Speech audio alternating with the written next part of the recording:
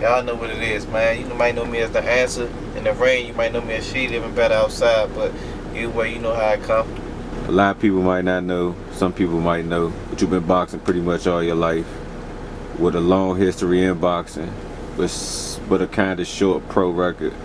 What would you say your mindset towards the game, the sport, is today? Has it changed since you were younger, growing up in it? Has it been like a rival become enemies type thing with some of the people you saw watching you at one point, sparring, trying to be like you, mimicking you, emulating your style, and now you looking around and you see them boxing? What is that like? What's been going on with Sheed in the last few years? It's been a lot of ups and downs in the career. You know, everybody got their own path. I done passed a lot of people. A lot of people done passed me. But you know, I came up under like great fighters. You know, so them was my motivation too. People like Patrick Hurst, uh, Adrian Broner, Cool Boy Steph, Philly, Kareem Martin.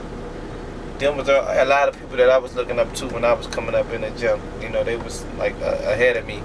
And now some of them not boxing right now, and some of them doing their thing with belts and more right now. You know, so it was a lot of ups and downs in the career, but a lot of motivation in my career came from me. I always had a thing for boxing. I was always boxing. But when I got into the gym around age 13, I was just, you know, it did something to me. I ain't never wanted to not go to the gym. I used to not go to school some days and ride to the gym in the morning with my coach. I used to go in there with the pros. That's what was motivating me, because I was going in there with the pros when I was amateur. Guys like Lamont Peterson, Anthony Peterson. I was being able to see the work that they put in the morning, ride to the gym with my coach Boogie. And then I go to the gym at my time in the evening with the kids. I feel like they wasn't even on my level. So that's how I feel like I passed a lot of people, because I was basically having a cheat code by going in the morning with the pros to the evening. So do you feel like your exposure and kind of like growing up fast in the game gave you that edge and the mindset to make you feel like you already accomplished more than you did? Hell yeah, I feel like it gave me an edge. I feel like it gave me an edge because I was around stuff, seeing stuff that the other people that was boxing at my age wasn't seeing.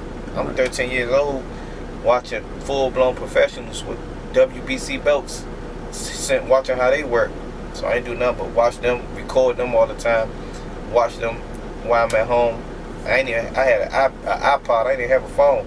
I'm watching them on my iPod, and I just carry everything they was doing to the gym later on that evening. So then, you know, real life kick in. I have a baby. You know, you got bills.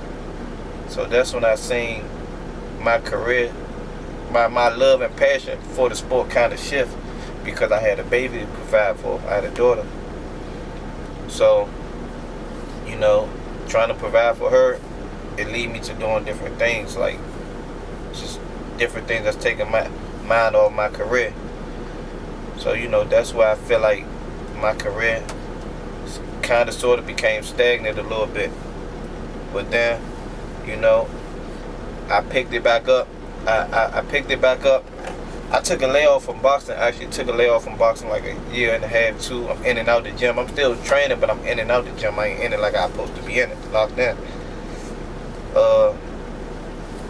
You know, sitting around, gaining weight, just hanging around all the wrong crowds, doing things I'm supposed to be doing, like just eating like how I'm supposed to be eating, hanging out with the wrong people I'm supposed to be hanging out with, hanging out late, not making it to the gym.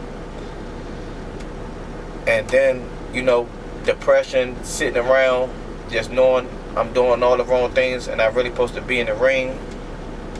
I got people calling me, asking me when I'm fighting again. I can't get my answer. And I'm supposed to be the answer. But, you know, I just sat back and I gathered all these thoughts, and I just had locked in. I had came back and worked hard in boxing, and I got ready for my first pro debut. Got ready, got in the best shape I can get in, made weight easy, and stopped the guy in the first round in like a minute and 17 seconds. And yeah, that was the beginning of the pro career. So I had a lot of friends fake supporting you from the start, you know. As soon as you at that standstill in your career, I had a lot of friends around me. It's only a very few I can count on one hand that's always there whenever I call them. No matter how long I take off, no matter how long, you know, they always see the vision. You know what I'm saying? Gotta shout out Big 74, he know who he is. Scrap. Gotta shout out Photo Lady, because every time, you know, I say let's work, they with it and they ready to work. And you want a positive team around you like that, because I had a lot of friends I grew up with. I ain't even gotta say them niggas' names. They just, you know, I don't know, it's just like they fake like they with you. They call they some friends. But soon as, you know, my coach Barry always told me this, like, as soon as you slow down to anything you doing, they gonna disappear. They ain't gonna be there. So you really gotta watch who you call your friends. And I'm telling you, they just stay where they at. Stay on their side. They chose their side. Stay on that side. Because, yeah, we working on their side. Even when we not showing it all, we always working behind closed doors and working on something new. And this ain't nothing new, you know. So I just want to tell them, stay on that side, because this comeback is real. Looking forward to seeing me back in the ring. I should be in the ring by late March. I had an earlier date, but I wanted to take some more time to work on my craft, make sure I'm sharp, make sure I'm looking good, and I'll be in there by March. But I definitely want to shout out my coaches or my teammates, you know. Definitely want to shout out Big Bud, Burry, Mo. You know, them all some hard-working coaches, and they up the gym every day putting their work in. And the whole Headbangers, they already know what it is. That's family. And, you know, I just want y'all to keep up with what's about to go on right now. You can follow me on Instagram at Sheed_Living_Better, Twitter, Sheed_Living_Better. That's what I'm on right now. See y'all in March.